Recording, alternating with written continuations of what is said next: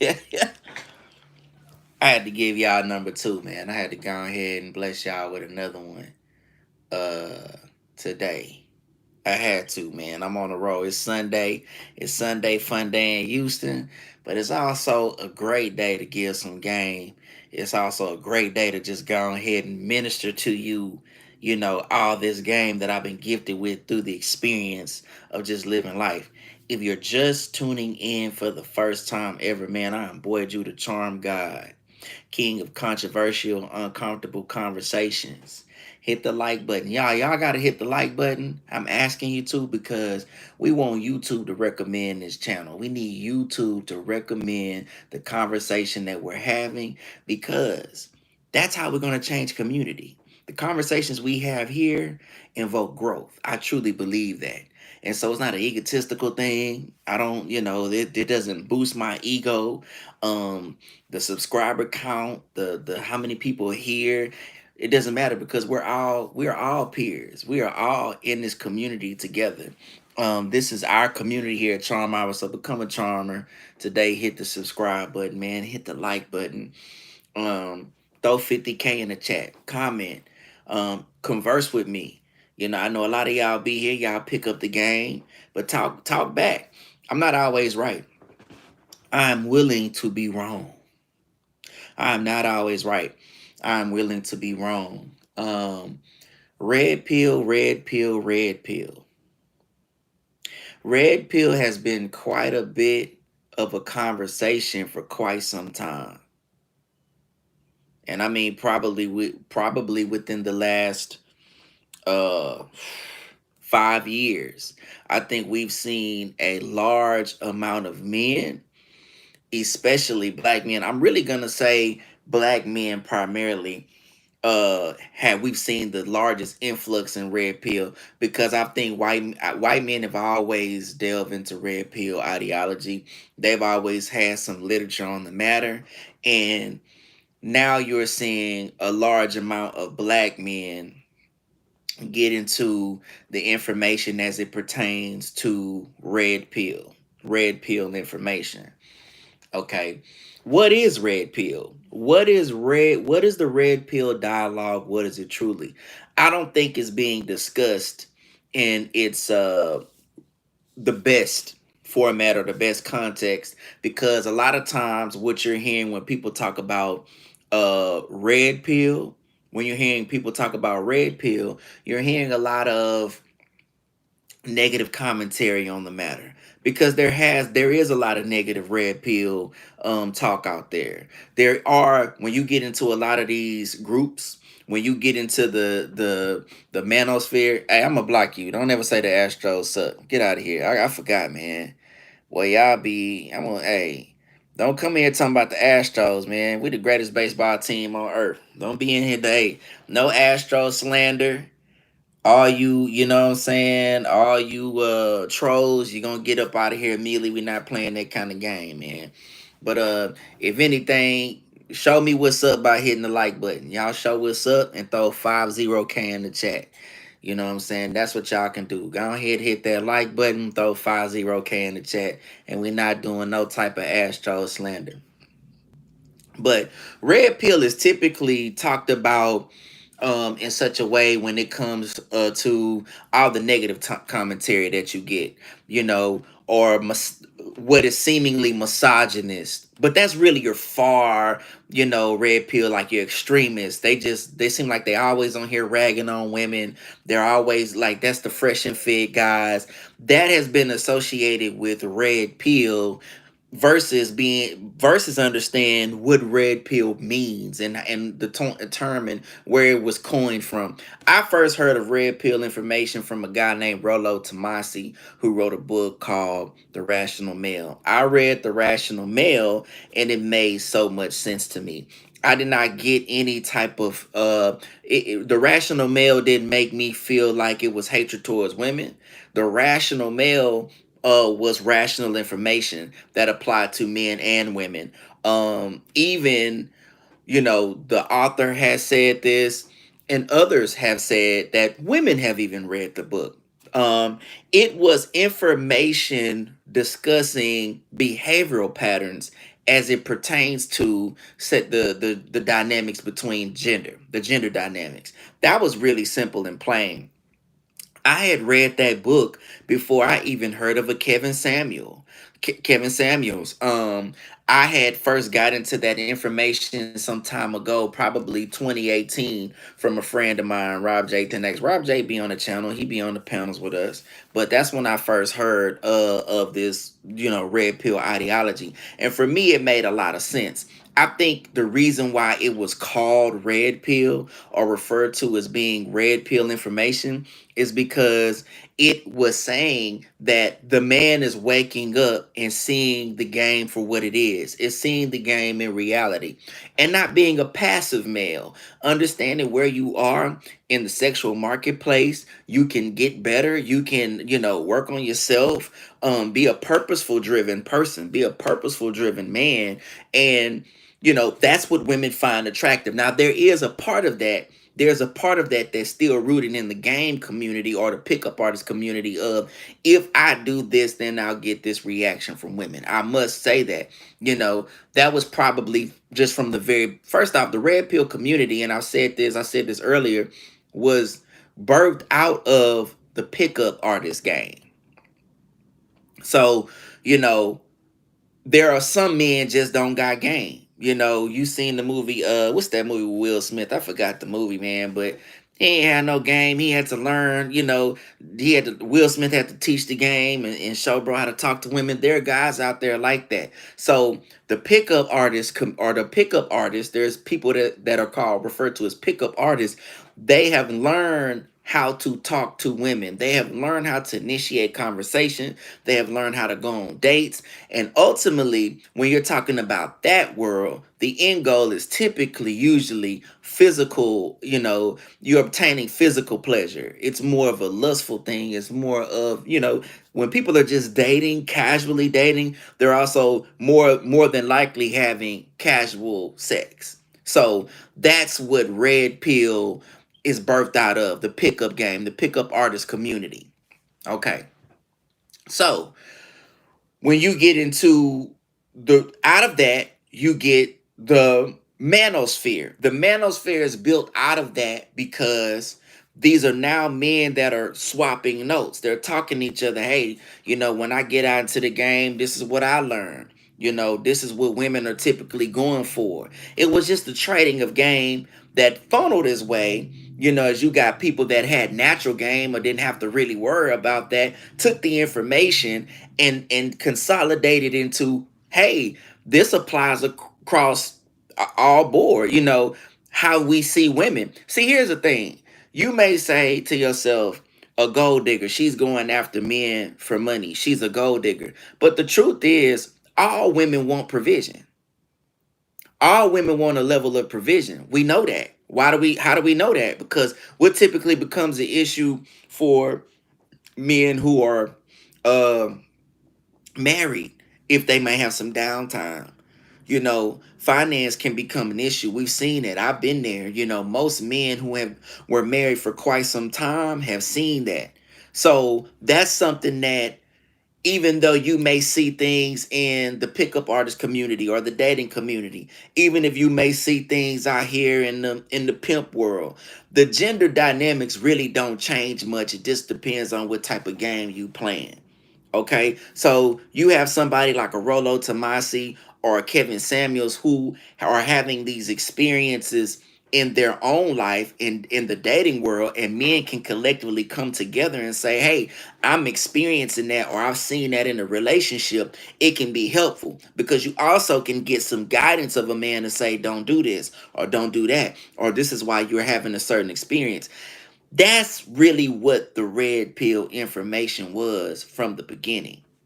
That's what it was supposed to be. Some men have passive issues, meaning they don't set boundaries, they're getting ran over, they end up in the friend zone. You have those guys that are going through that.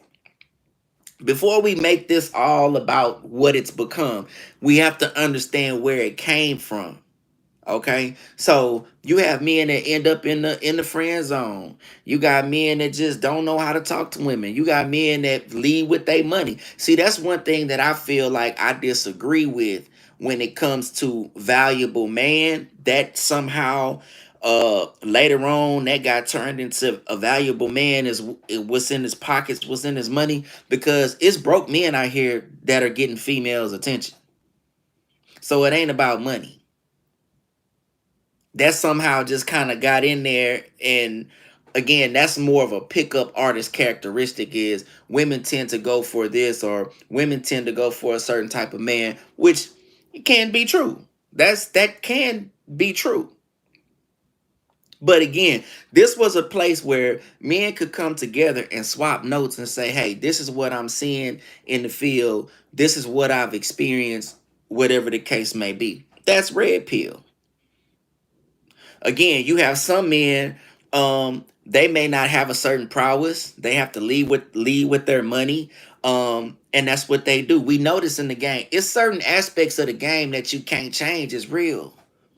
We got to be honest when we having this conversation. And I think a lot of times the men that hate red pill, the men that don't want to talk about red pill, sometimes they fall in a category that makes them insecure. A lot of your insecure men have issues with red pill. More than likely, insecure men are going to have issues with red pill, and women that don't want to. And I'm talking about the information, not the people that's in the communities, not the people that's up here being, you know what I'm saying, ridiculous and irrational and calling women out their names. I'm not talking about that. I'm just talking about the game. Women that don't want that mirror held up to their face gonna have problems with it too. Because why we ain't have problems with, listen, when the feminist thing was going down, and it's still going down, but when a lot of these Facebook groups started and things like that, and you had this more modern feminist coming up, I would say, before you get to the soft girl era, you had this peak part of the modern feminist movement. They in these groups, these women in here, these undersexed single women who are really just angry, that are using the feminist and misandry as a mask. They're just using it as a front to hide that they're bitter. Man, these women were going and just dogging men out. Men have had to hear how terrible they are for the last 40 years, especially when we talk about modern programming. Men are dogs and all this. You heard that for the last 30, 40 years. So what the hell is bothering you so bad about red pill? Now, here's what's going to happen in the social media space. Here's what's going to happen on the internet. You're going to have grifters. You're going to have people that take advantage of the system to get some money, because you can make this profitable. You gonna have grifters. You gonna have people. You gonna have trolls. You're gonna have that in the internet space. You're gonna have people that's gonna get on here and don't have any real life experience. They're do good at copying others, and they're gonna put it on here, and people gonna take it at face value. That's your fresh and fit. They stuck on the pickup artist part of it. Remember, I told you where it came from. So that's why they gonna stick to. That's why it was a certain type of woman they have on the show. It's a certain type of women they talking about. See, let me tell you something, man. Let me give y'all some game out here. If you a real player, you've probably talked to different types of women. All women, character wise, are not the same.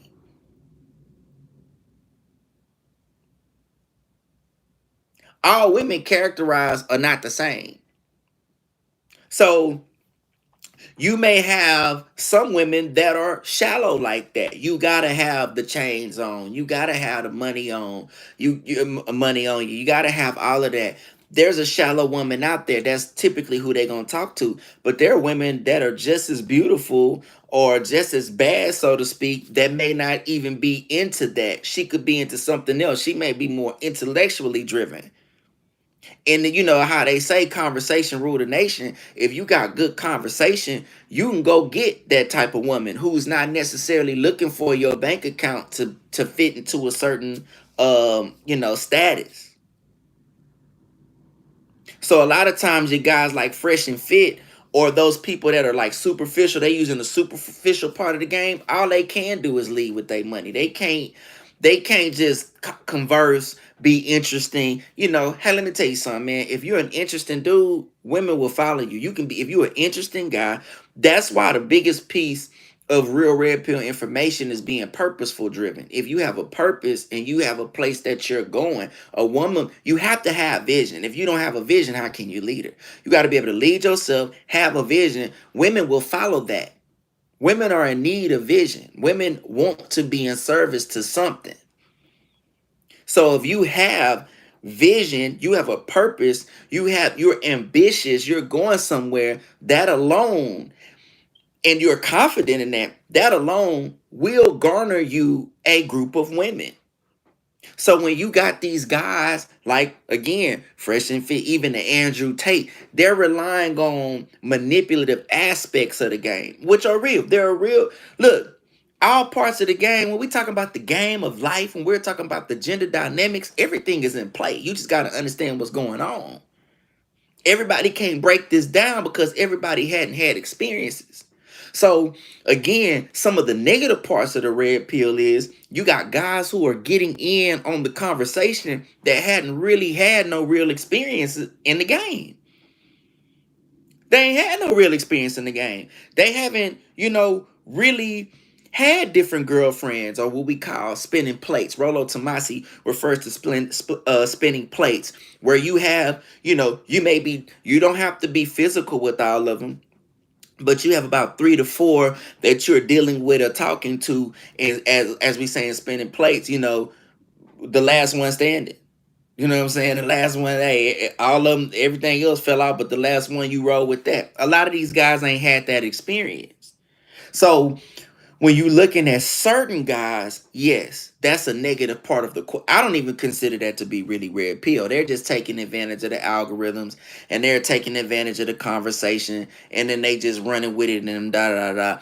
When you have a Kevin Samuels, that was not somebody taking advantage of the red pill. That was somebody really pointing out what we've experienced in our community as it pertains to our community specifically when we talk about gender dynamics. And it's not racially exclusive. Everybody deals with it. The thing that makes a difference with us is what we have gone through historically. So since we have different issues historically, and we have some perversion of our gender roles historically, this conversation is going to be rough. This conversation going to be rough, especially as it pertains to black men.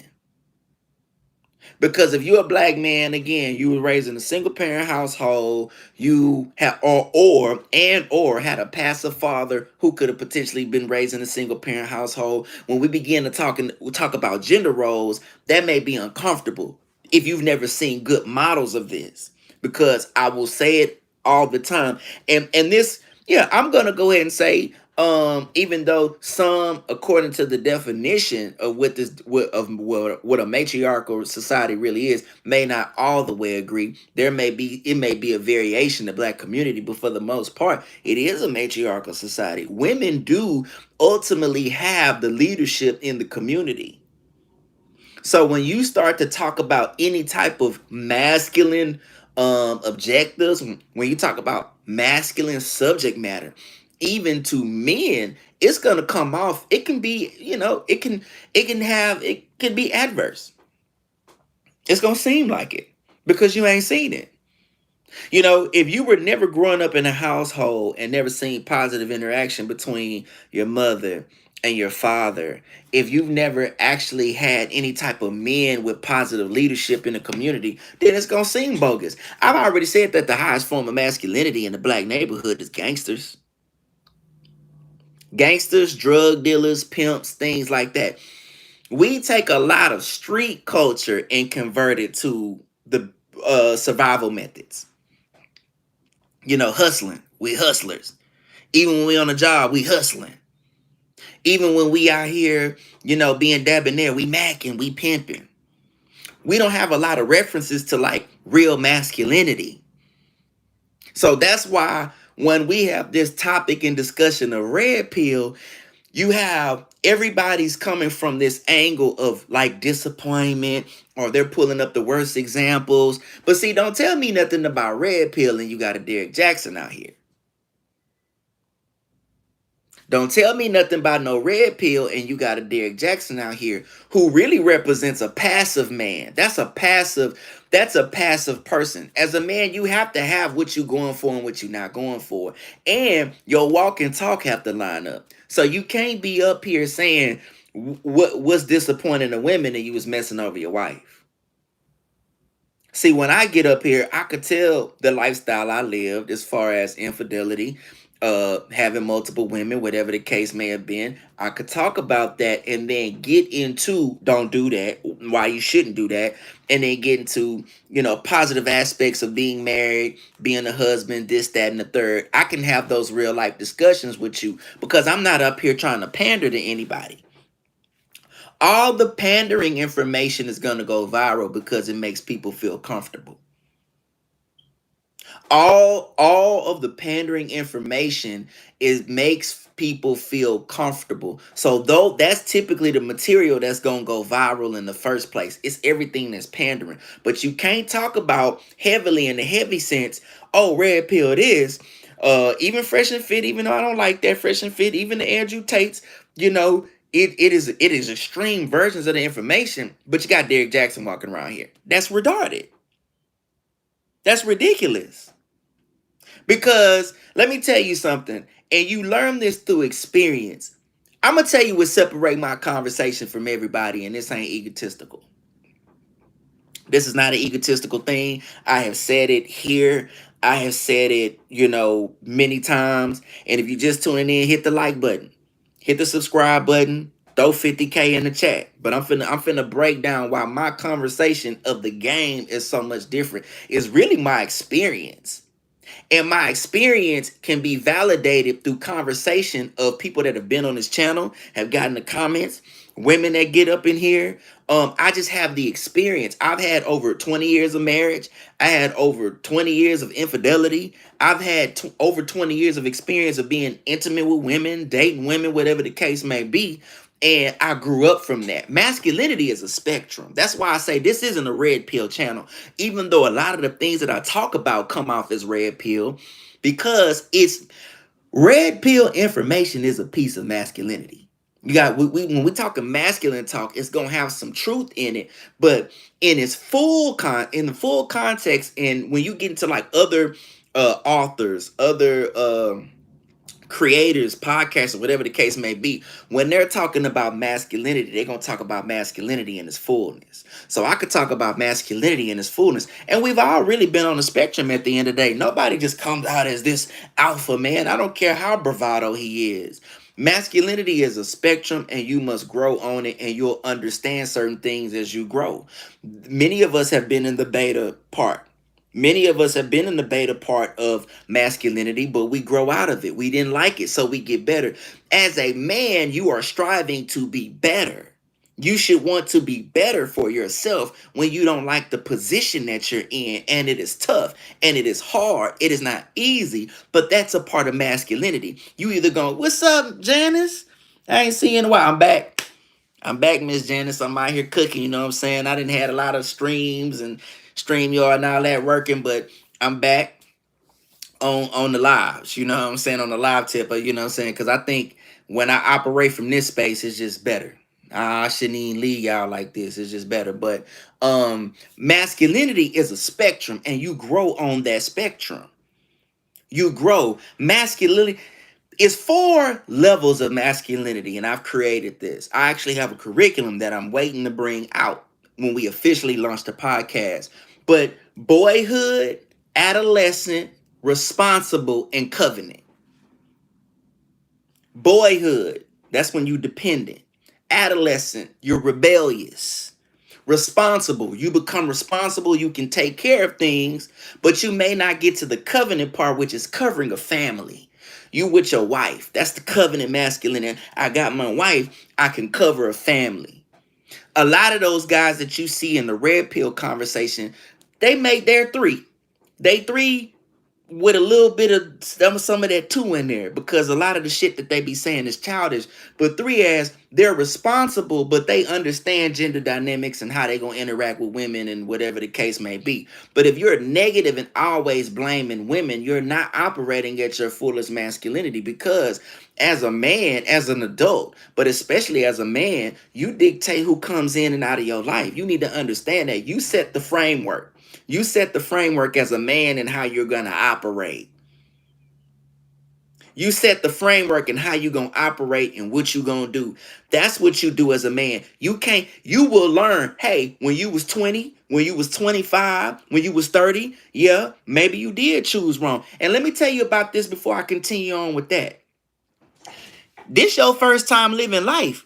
If you alive breathing, from what I know about modern science, it ain't got to be modern science. This everybody first time living life. How you knew you was gonna choose best? How would you know what to choose if you didn't? Even if you were taught everything about the game, you have a propensity to choose wrong. This is for women and men. Let me tell you about when we start getting on these sisters, and I want to say this. Black men and black women are being unfairly demonized. I'm going to say this again. Black women and black men are unfairly being demonized because the cultural install for our gender roles hadn't been there for a while. It was previously, but it was purposefully destroyed. You got to understand that. So this young sister, let me paint the picture for you. Grew up in a single parent household. They might be good Christians. They may be good people. Mama might even have some money, but she doesn't see the gender roles there. And she meets a man who's, stunning, play sports, do whatever the case, whatever he's doing. He's all this and the third, and just having that masculine presence means something for her. But because there hasn't been any cultural install to get married first, even though they Christians, they ain't talked about premarital sex. There's no standard in the household. We not blaming mama. I just got to set up the scenario for you. She get with this man. They ain't met the family. We've talked about all these scenarios, all these things on this channel, but they ain't went through the protocol. What's going on, red lipstick? They ain't met the protocol. She goes out and has sex with this man, right? Then she get pregnant. She don't know no better. She's a good woman. But they have turmoil and they don't get married. Is that her fault? That's not her fault.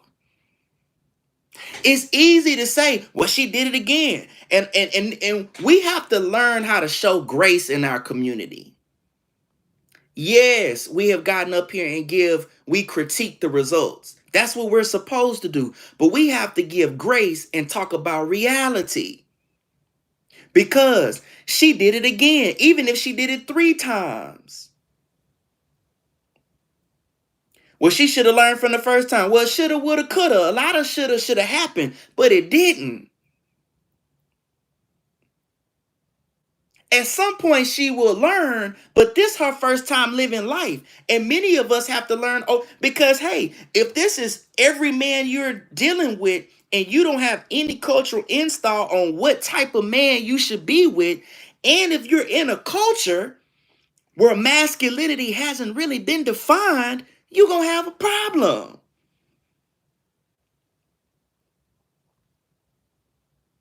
We have not really took a very good look at what has happened to the black community culturally over time. Just like this brother. Listen, I'm going to say this. I have said this on this channel. You can go look this up. All unwanted pregnancies are the fault of men.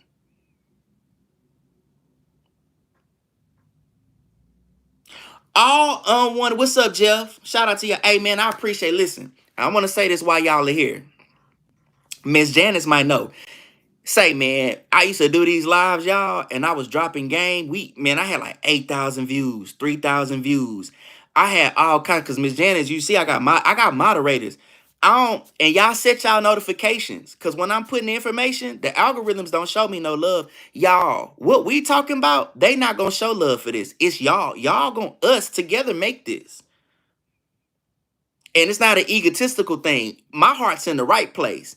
I'm here to build a community to have these conversations because this is really what's going to help us by having this dialogue. We talked about the problem. We need to talk about the solution. So more than anything, hit that like button, subscribe, and share the information because the algorithm's been playing. Now, lately, they've been treating me a little bit on the lives, but bro, game get dropped here so much.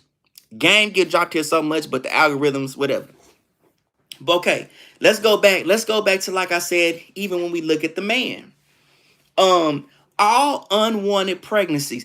This is not a pandering statement. See, here we don't pander. We talk to men and women the same in terms of truth. The truth stands tall and the truth is divisive. It's going to separate those that want it and those that don't want it. So a lot of the information here, it's not going to be like other podcasters where they just talking and not giving full context because it gets everybody riled up and take off. Here we going to talk truth and break down what's happening I got to talk to the community. So when I say unwanted pregnancies is the fault of men, why am I saying that? Why would he say something like that? Well, he has the seed. The man has the seed. When he goes and lay down with this woman and he don't have no protection, he know that he could put a baby in her. He don't know that. You mean to tell me this man, when he is laying down, let's talk real. When you are laying down without no protection and you feel that warmth and you're letting yourself go, you don't know that you're doing that? You don't know that this lady could potentially get pregnant? And then we done all been there. You know what she gonna ask you? Did you free yourself in me? Did you let go? And what do we usually do when we young? No, I ain't do that. We be lying. You know what you did. And then she get pregnant and now we all scrambling to figure out what we're gonna do because we did not make it a priority to when you are laying down with a woman, you must understand that you're taking more than her body on as responsibility. You're taking her mind on too.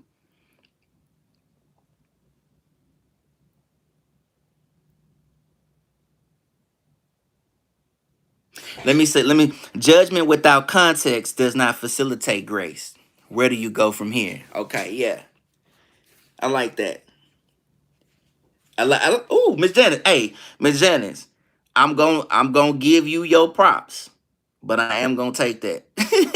I'm gonna put that on a quote. I'm gonna post it in the community. I'm gonna give you credit for that, but I gotta take that. Um, you know that as a man, but a lot of these men, I had to tell a sister this today. A lot of the men, again, we're talking about y'all. We're talking about since 1960. We talking about since 1960, the marital rates plummeted. So we saying that since 1960 to now, the marriage rate is at 31%. So we know if we're talking about dating ages, these are people that was born in the 70s, 80s, really mainly 80s, not early 90s. We are potentially talking about people that have not had two-parent households. Even if the dad is around, we're still talking about people that have unhealthy models. And even if they are in two-parent households, this may have been their parents. This may have been the first of that generation of that even being the case, if that makes any sense. Like my father didn't have his daddy. My father grew up in a single parent household. So when he was in the house with me, he made it a point to stay there. But this was still his first, bat at becoming a dad. So I had to pick up on what he did and what he didn't do and then get better myself. That matters. This is what boggles my mind about our people. And I don't want to veer off too much and get too political and not really dive into the rest of the lesson.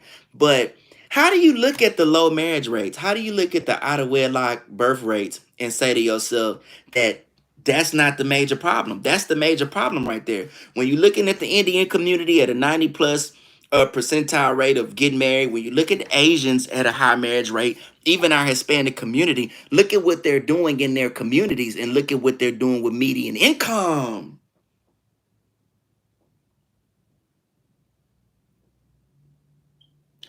Indians have a median income of like over six figures.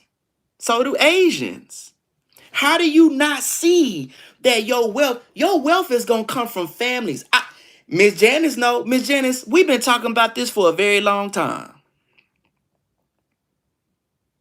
We've been having that discussion here, and in fact, one of the ones I had that just was going, that's probably why they didn't put the mute on me. This gender war, red pill conversation, all that, it's going up. All the numbers, either on one side you got men talking about their disappointment in women, you got women talking about their disappointment in men, you got some trying to pander to either side, but ain't nobody talking about the real issue.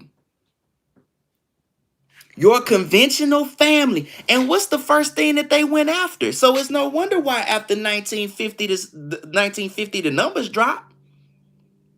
So even when we begin to talk about, you'll hear a lot of older folks say that integration hurt us. The reason why they're saying is because they're attaching the time in which integration happened to what happened to the conventional black family.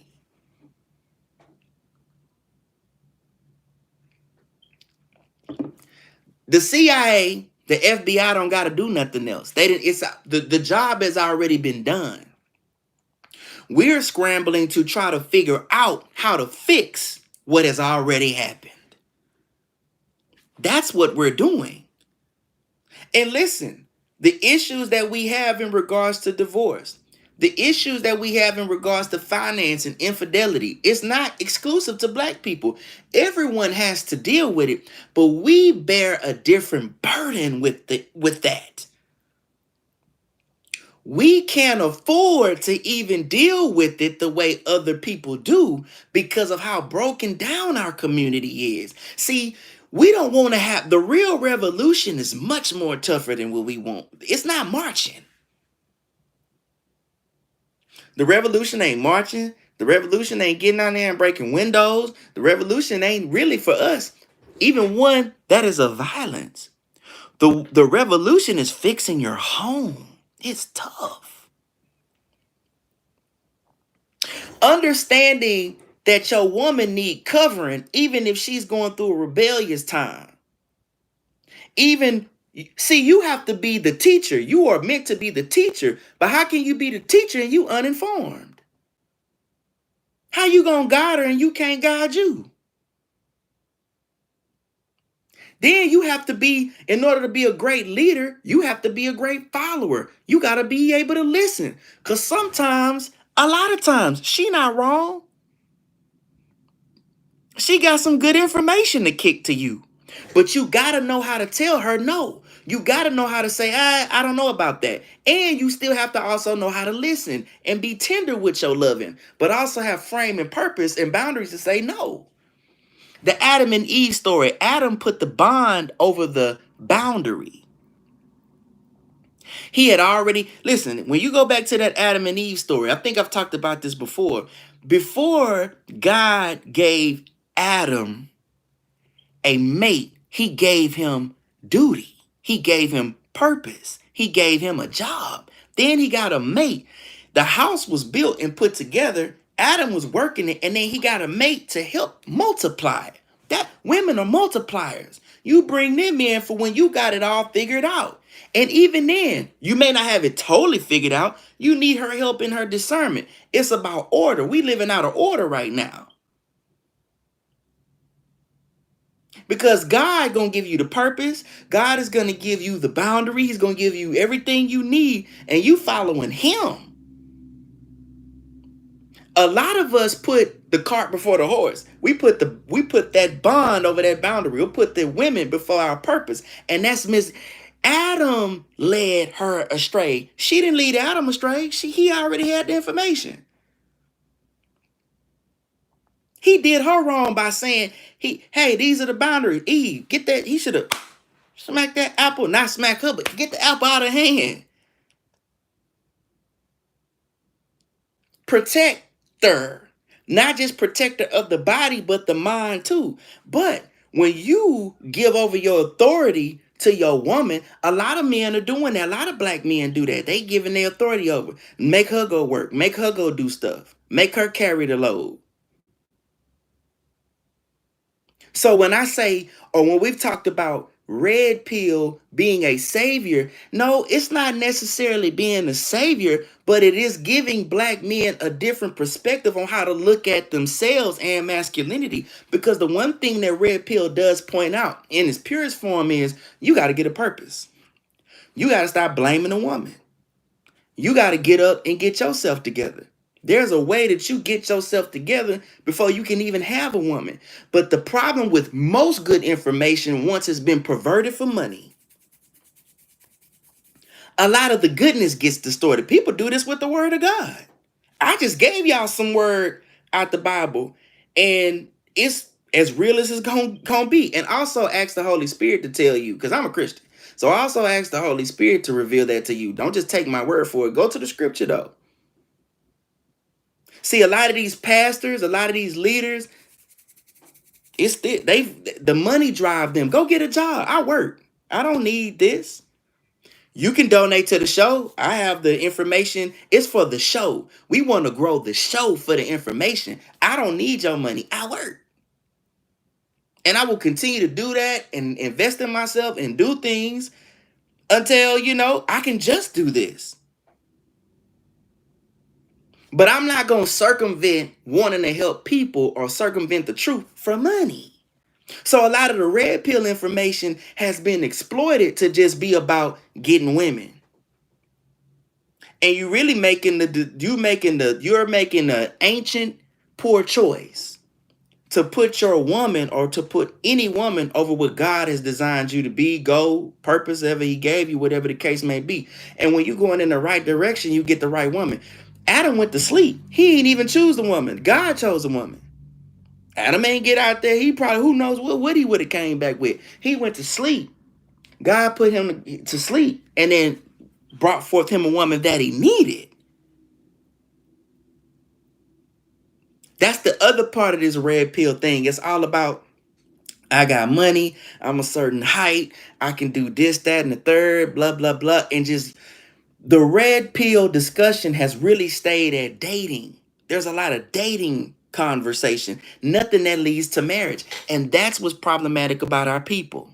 Now, Deontay Kyle first off, he's got everybody in an uproar. And I'm actually, we should thank him because we're now having the conversations we should have.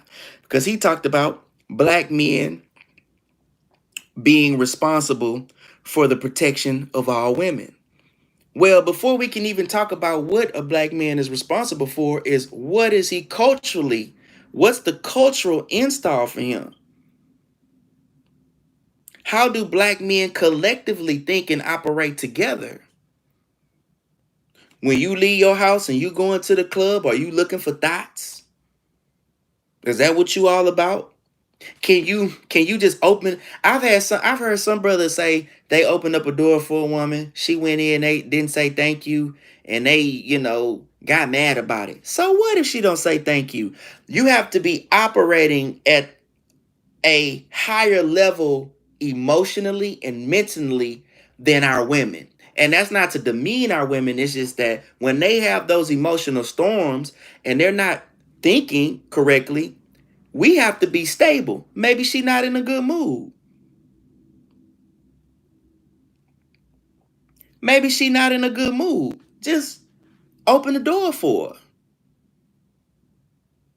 When these clubs are going on, and I'm gonna say this too. Now you've heard me say a mouthful to the men, but I gotta say this to our women too.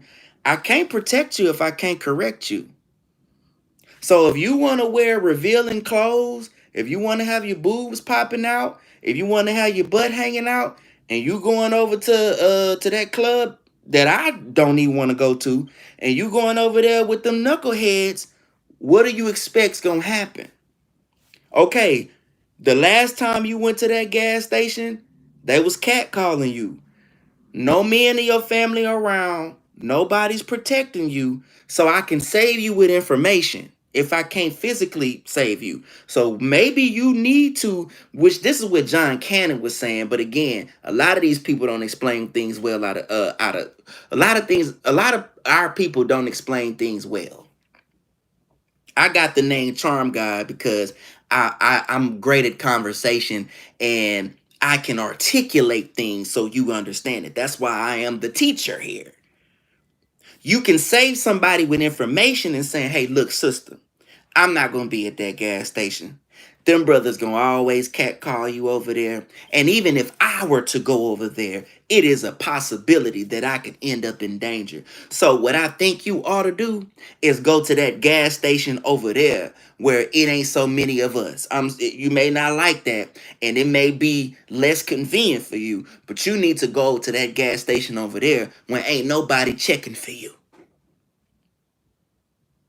Hey, sister, the last time you went to that club wearing what you wore, this is what happened. Uh, I don't think you need to be over there. So instead of that, sister, I think that maybe you need to find a good lounge to go to with some older, mature brothers and wear something less revealing. But see, when you say that, you get all this, don't tell me what to do. Well, if I can't correct you, I can't protect you. And that's left out of the conversation. Because here's the thing we do know. We know our people. We know our people. We can be feisty. A lot of times we don't like hearing about ourselves. I got clips up here where I said that our culture, y'all may not like this. Y'all been showing me love and liking. Y'all may not like this. But I said that the black culture in America is some of the most perverse culture in the world. I know. Listen. I know y'all been showing me love. I've been cooking, right? But here's where it gets a little difficult. I think that black culture is some of the most perverse culture in the world because you have okay. I'm gonna give y'all something. I'm gonna give y'all a little something. Everybody that's here, just throw 50K in the chat. This just in celebration of some information that I'm just finna pour out, and I'm gonna make it all come together. Do me a favor, y'all. Hit the like button if you hit it already. Thank you, and throw 50K in the chat, and that's representative of the 50,000 sub campaign we got going on here at the channel.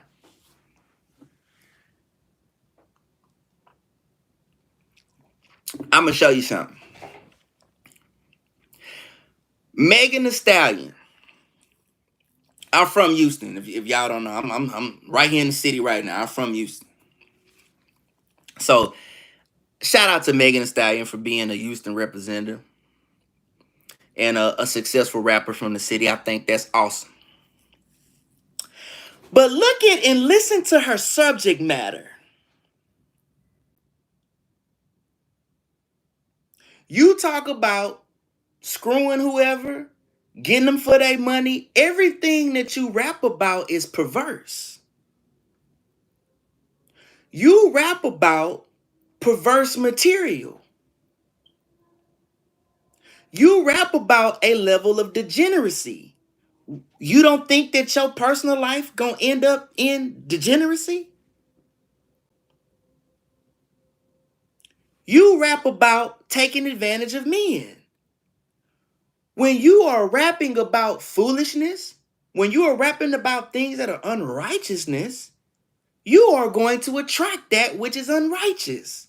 You are going to attract foolishness. You don't think that your situation is going to be like how it is?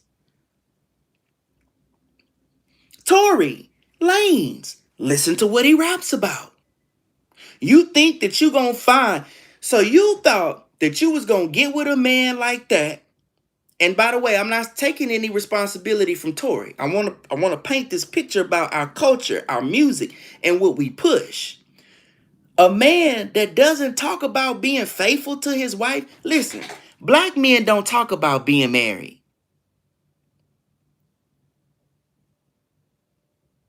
Janice, you keep preaching. You put as much as you put scripture. Hey, come on, just keep it coming because it need to be here. Black men do not have a healthy relationship with intimacy and relationship, and we talk about it.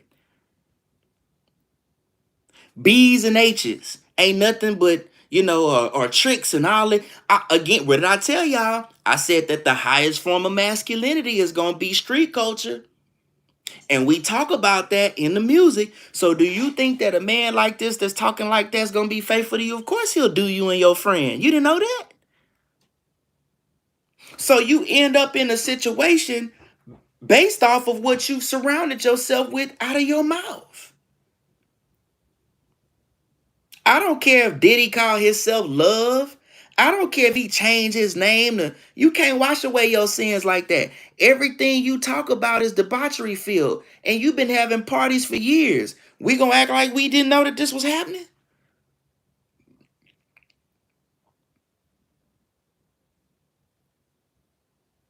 Cassie, regardless to what you say about her, had an attraction to flesh things.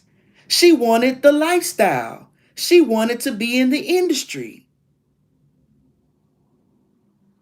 And she did whatever it take. When these people talk about selling their soul, what you think they talking about? So you really envision in your mind uh the red man walking up with the horns and getting you to sign paperwork. We don't battle against flesh and blood. It's spiritual. He ain't got to do that. He can present you, just give your morals up. Give your morals up. Don't have no morals. We all must be accountable for our actions. See, y'all, hey, I can get in there. I might. Hey, look. I don't want to go. I don't want to get. I'm still studying and working on myself. I'm still studying and working on myself. I don't. Let me. I might get up in that preacher bag on y'all. We gonna all be accountable. So we all accountable for what we doing. How that lady not accountable for making that choice? Of course, he on earth, man is responsible. He was put in charge. I told y'all about having the purpose and then getting the helpmate. Yes, but we all know right from wrong. I said this and I asked this question and I got a little flack. I said, so at Cassie's age, did she not have autonomy? Did she not have autonomy? Meaning that so we're saying that she couldn't make any decision for herself. Is that what we're saying? She couldn't make because, hey, that matters. And if we're saying that women of a certain age can't make decisions of themselves, then we must start to think about legislation to protect them. But if we saying that at a certain age, she has autonomy and she knows what's going on, she know right from wrong, it does not make her abuse right. It does not make Diddy right. It don't get him off the hook. But if we going to talk about equality, which is usually the gender discussion, then we got to talk about right from wrong. When did you learn right from wrong? But see, men and women, some of y'all grew up in the household where your mama let you do whatever you want to do. Your daddy wasn't there. The family dynamic is broken. So what does it leave us to have? Look, there are statistics that point to when you have these communities that have low marriage rates, it's a higher propensity to use drugs, be a criminal, this, that, and just look it up. Go look it up.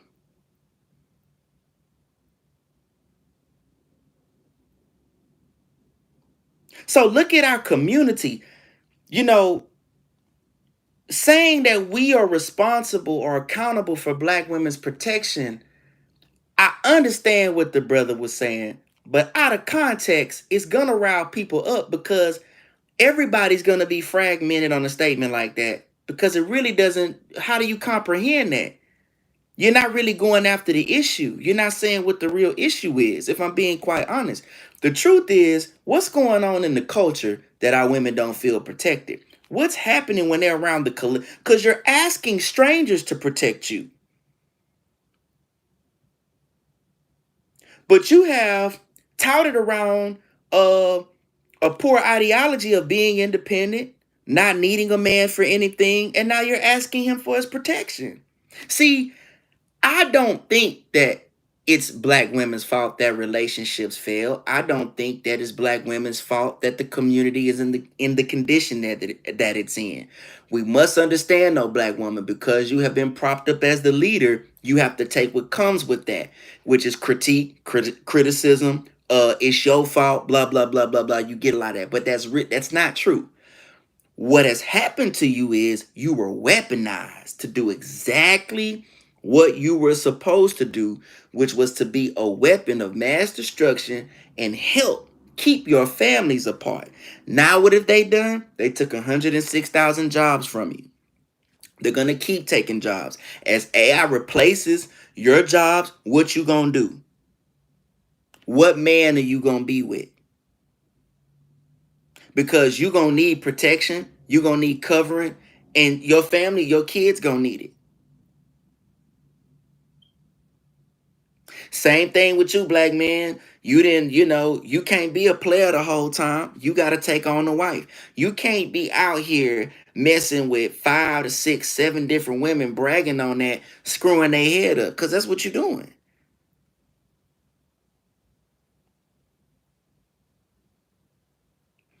Everything that we gonna see with the culture, we gonna find that it's rooted in the conventional family being broken up.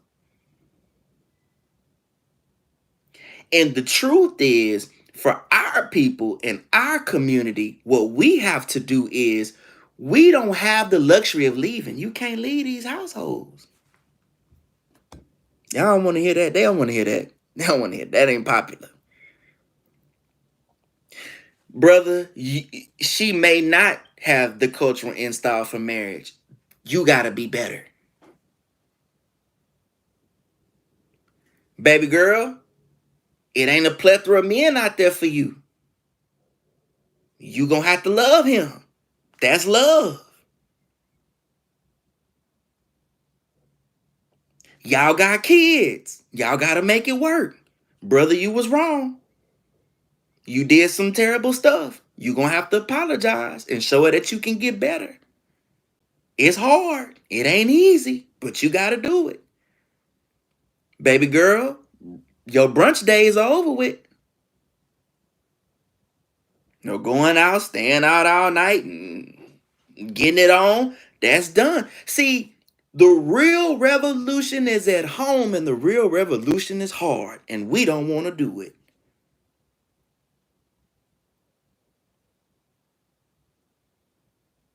The real revolution is at home, and the real revolution is hard. Let me tell y'all something. I live in Houston. Houston right now is popping. Everybody moving here. It's a large area.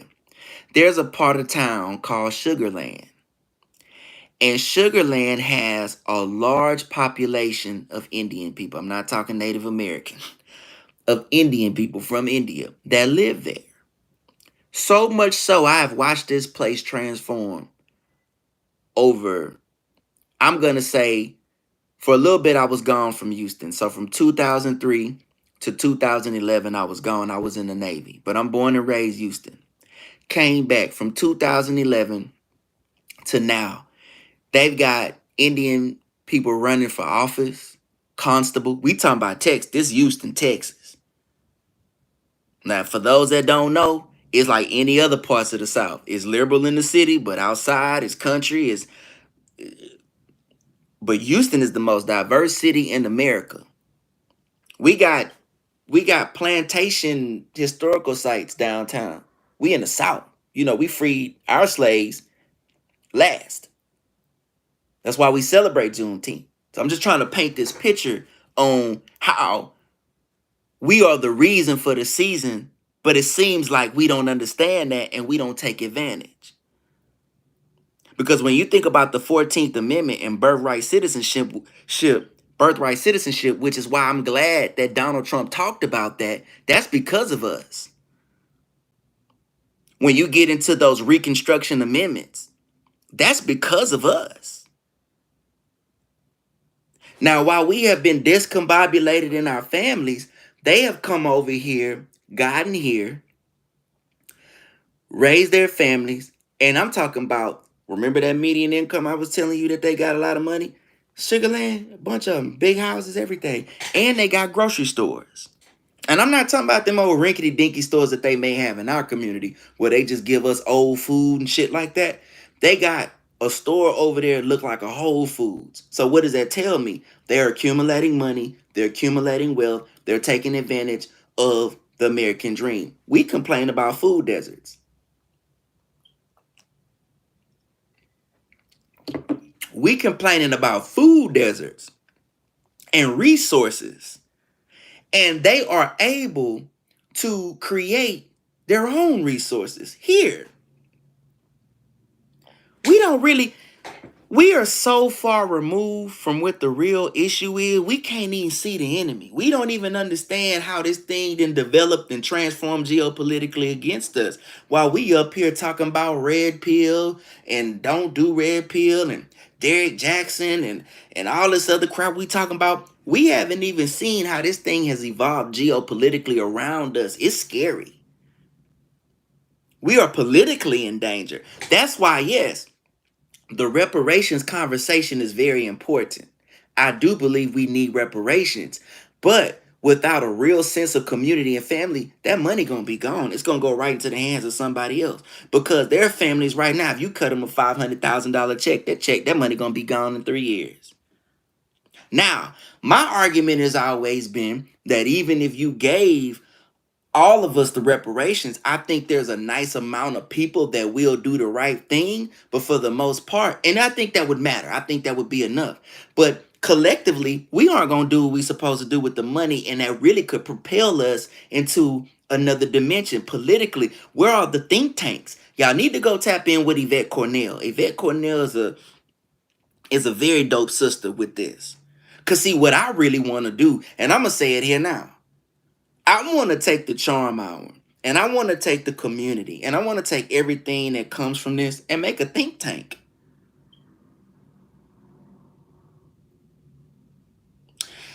I had a, you know what? I had an email set up, but I'm going to tell y'all what y'all can do right now. Boydrewmusic at Gmail. So that's BOIDRU music at gmail.com. We'll use that for right now, but I'm gonna go see the email that I had set up in the future and we'll post that. I'll make sure I post it on the community group and we can post it here next time. This is what we also need to do. I need to start coming back on Sundays. I'm gonna start setting my schedule on the community post. I'm gonna set my schedule so y'all can see it and make sure y'all keep up with it and we can grow from there. But for right now, you can, yes, perfect. I may keep that email too because it's just easier for me to remember and I check it all the time so everybody can write. You know what I'm saying? And you just put in the subject line charm hour, questions for charm or comments for charm, whatever charm hour, whatever the case may be. But I'll decide. I think that's still a good email. I use it. I've always used it for media. But what I want to do with this is create a think tank. Even if what I really want to do is once we grow to a certain number, I want to get like we can do Discord or we'll figure out what we gonna do and we can just get in and people can just be conversing. Hey, these are ideas that we can implement. Why we can't take money here or donations here and put it somewhere and be accountable. I'm not saying, oh, just give me the money and I not be accountable. We figure out, hey, we can start off small so we can build. See, the other thing is we got to learn how to build trust. Hey, the cap is 500. We're going to see if we can handle that. We in the Discord is $500. It could be 1,000. It don't matter. We capping that 500. We not taking no more money. We gonna do what we say and we gonna show the proof. We gonna build trust for our people and show them that we doing the right thing with the money. We gonna show that we can be good stewards over the money. Cause again, I have prepared my life to where I don't need this for me. Now, if I'm selling merch and t-shirts and things like that, that's for me and what I want to do with it. 9 times out of 10, I'm going to be putting that back in the show, buying more merch. And of course, I'm going to cut myself a salary off of it. It's merch. And I don't have a problem with people doing that. But when you asking for like money for like your show, it should go towards your show. Or if you're saying, hey, we're taking donations for this, you need to tell the people that you need to show the people that you're doing that. regardless, my end goal is to do that here. And we just have a think tank. This is a long game. This is longevity for me. Like this is a thing. I want to network. I want to have all sorts of things. Mel Randall Woodfin in Birmingham is doing a great job in building community trust. Okay, I gotta look him up. Is that where you from, Miss Janice? Birmingham? I gotta look that up. And y'all drop y'all where y'all from. You know what I'm saying? Y'all, I forgot, man. Look, just put y'all cities and stuff in there. I'm glad we tapping in all sorts of places, but that's what we have to do. I want to do that here because we need to be thinking about what's the solution. What are things that we need think tanks. And then look, anywhere where we have high population of black folk, Houston, Atlanta, Baltimore, anywhere where we have these are places we need to be tapping into. These are places that we need to be tapping into. But we have politically a much bigger load on our hands. We have our work cut out for us. We have our work cut out for us. I also want to say this. I'm gonna say this too. This is like one of the last things I want to cover.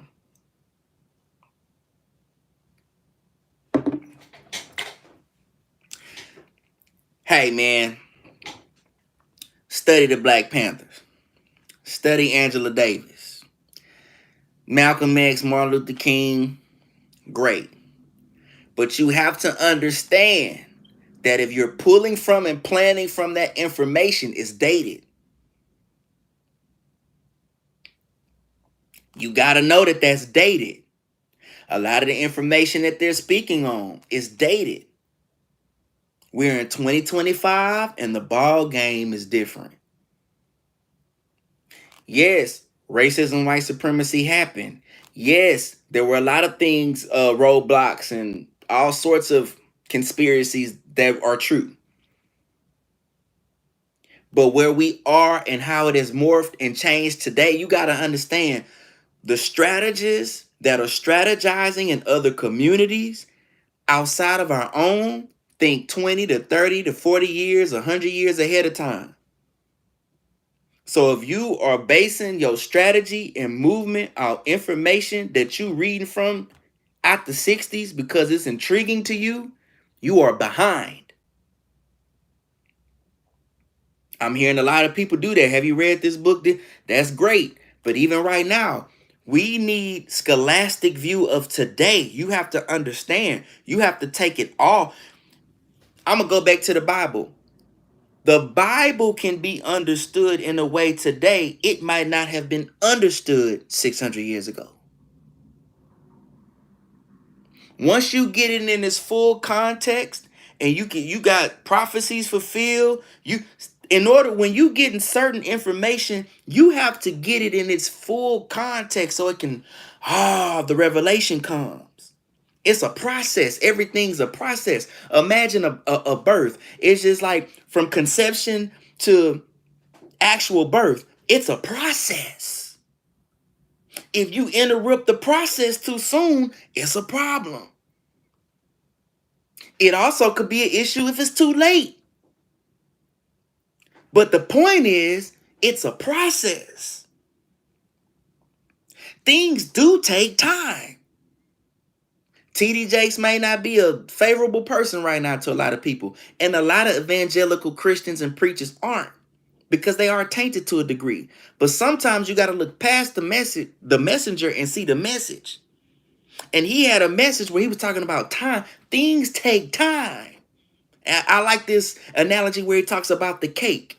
Even the process of putting the cake together and put it in the oven, it takes time. You can't get that cake out too soon. So a lot of things you got to get, everything's based off timing and process.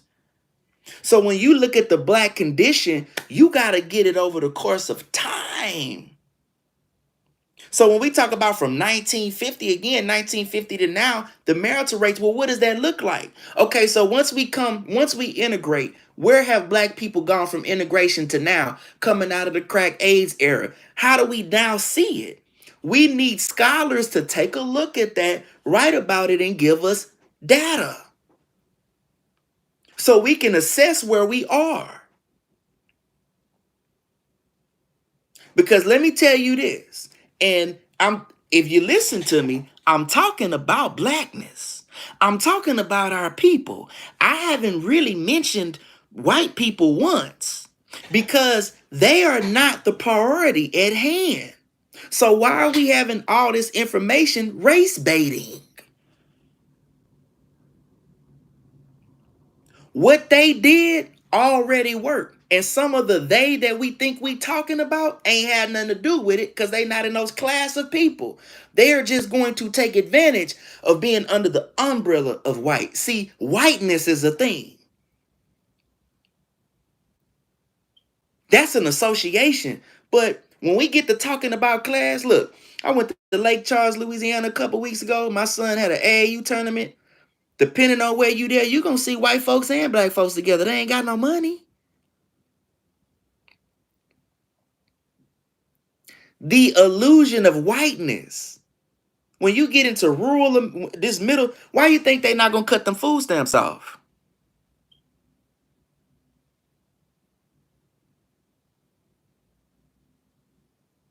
Why you think they not going to cut a lot of them, that social? We think it's aimed at us as black folks. And a lot of times it is. It has racial undertone to it. I'm not saying they're not racist, but there's a lot of white people on that get social programs, that are part of social programs, more than us. It would make sense because numerically it's more of them. Or people that associate themselves with being white.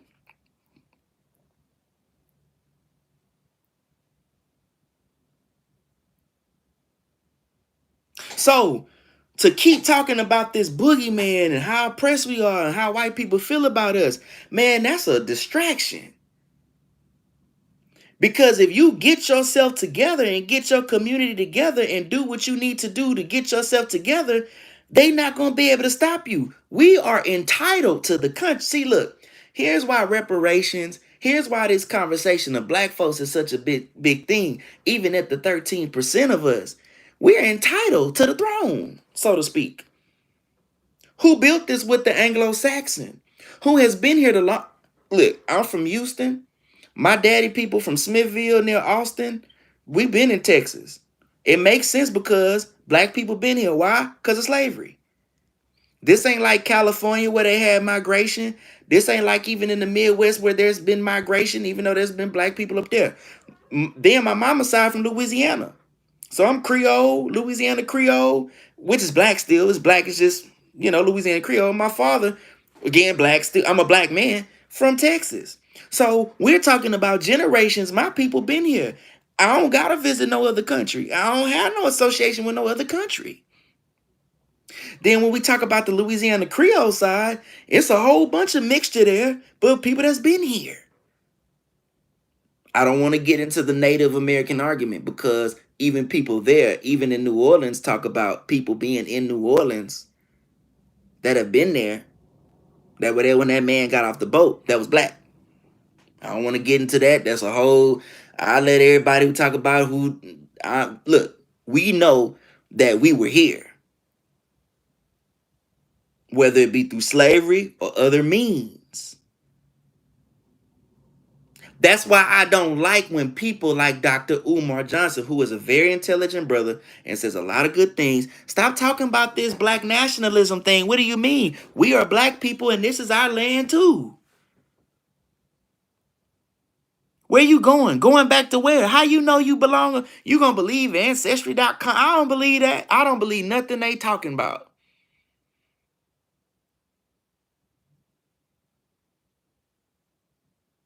You gonna believe them? I'm not believing them. We've been here for hundreds of years. I've actually, on my mother's side, because there's more information there, I was able to trace back hundreds of years. Because I'm gonna tell you one thing that white man did do. He know how to document some stuff, don't he? That white man documented. It's no different than a dope dealer.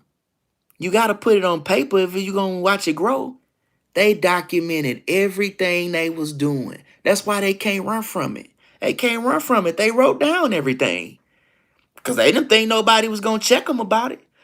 Go look up these census and all of that. You can find out a lot of information if you look for it.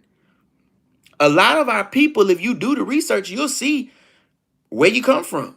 You'll see the plots of land people was on, where they was, what plantation they was on. See, they don't want you to do that. This is our land. So why do you have to constantly talk about how the white man is the enemy and opposition? We know what he did. Our people were constantly fighting for progression. Fight for that. Yeah, we can vote. Oh, y'all tripping about the voting? It ain't. Oh, we finna act the fool. You're not taking our vote to right, our voting rights away. Now we finna act up. Yes, I can go over here. Yes, I can own land. You see, they trying to stop. Hey, I know Greg Abbott trying to stop them Chinese from owning land. They from a different place. We can own land here. You can do things here, but you focus and distracted on the wrong thing. You gotta get your family right. You gotta get your family right. Get your family right. And then you can progress on. You know, a lot of us are falling into this neo-racial war. Don't fall for that. You are mentioned. I have read the Constitution from top to bottom, and I would implore you to do that. You are mentioned. It's like a little mini, you know, what's the word I'm looking for? It's cliff notes. I'll say it's cliff notes of the story of the country, and you've been mentioned there. It tell you selling us was legal. It's in there. Then selling us became illegal. It's in there. Then making you a citizen. It's in there. Prohibition is even in there. Ending it. It's in there. Go read that Constitution. You can't get caught up in the neo-racial war, and you can't get caught up in the DEI. The diversity, equity, and inclusion. It never was about us. That was for white women and LGBT.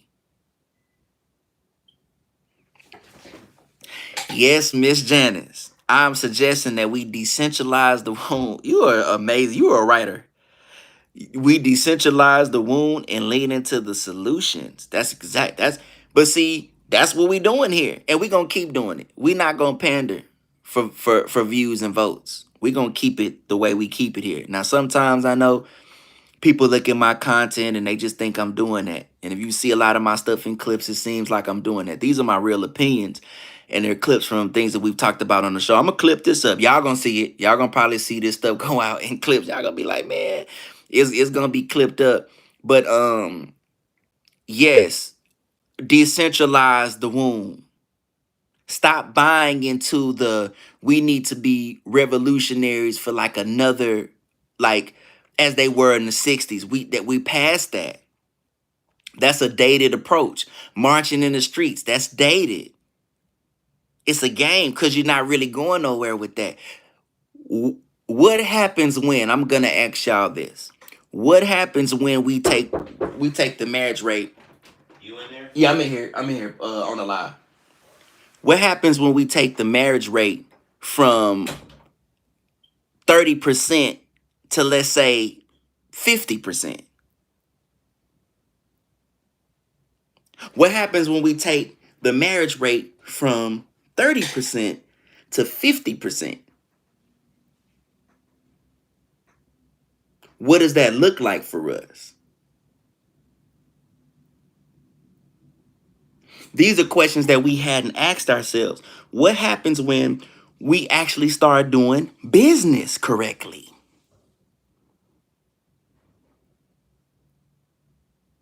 What happens when we actually start doing business correctly and doing each other good in business and having successful business? What happens when we start thinking about having business that don't have our face on it or these old country ass logos? What happens when we have brands, and we work on brands that we do good business, make money, and feed the community. What happens when we actually go after gentrification? What happens when we get all the black dollars, the people that's got money and know how to handle their money, and they come together and they put their egos aside and they start investing in properties and buying up and preventing gentrification? What happens?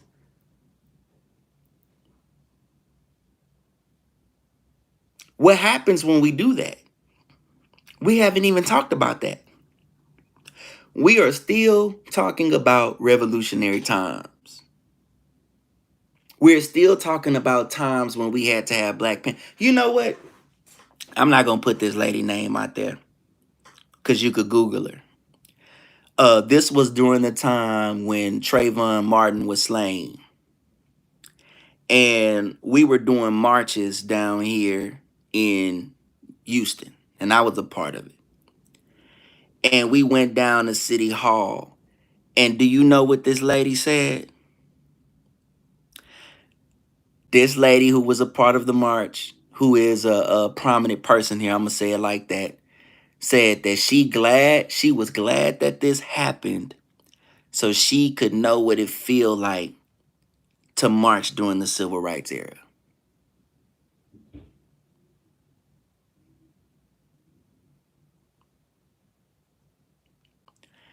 This lady said she was glad that that happened so she could know what it was like to march during the civil rights era. Why would you want to do that?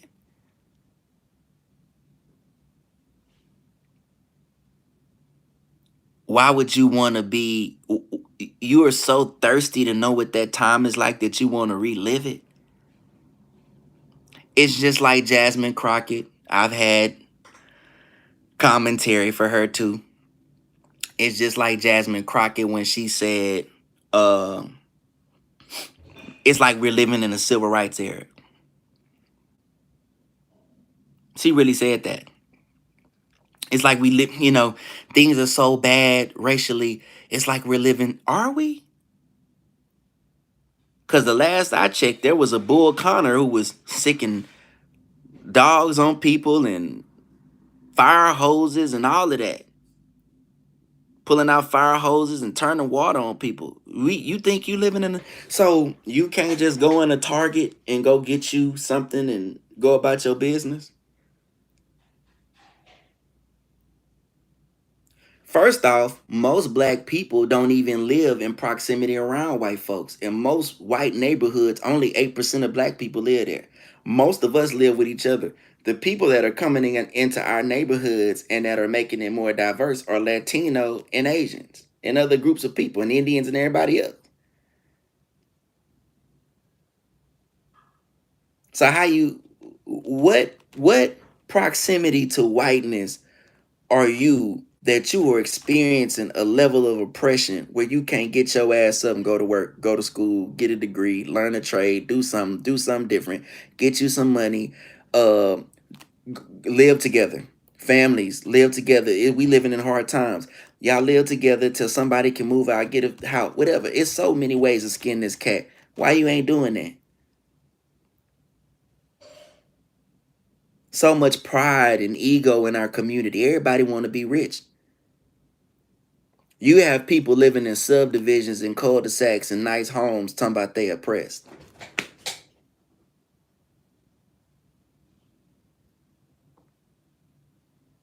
You got people living in cul-de-sac, in subdivisions, in the cul-de-sac, going to work every day, driving a Lexus, driving a nice car, talking about they oppressed.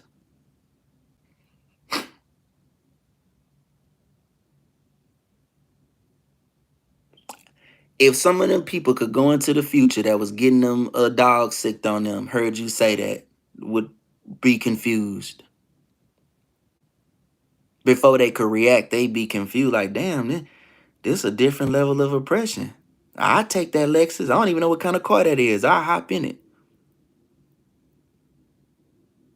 That's why I be saying a lot of times we don't see the real oppression that we're under. We don't see the real game we facing because we've allowed the media, uh, This is why I have been, I'll say this too.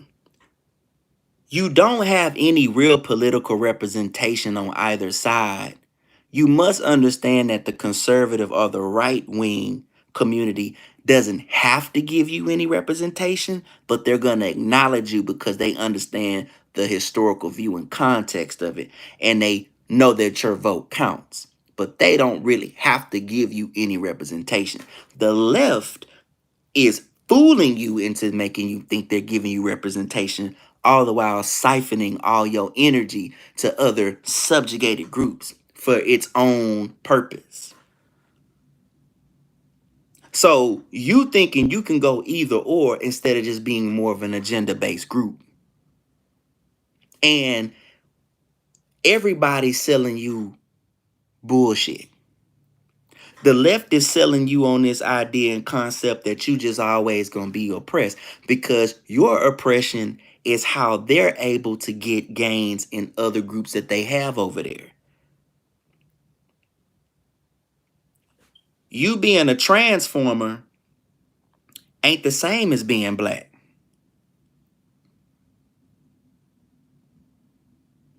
You being alternative lifestyle ain't the same as you. How did we even, listen, I want to show y'all how crazy this is. You have people that associate blackness with disability. Oh my Lord.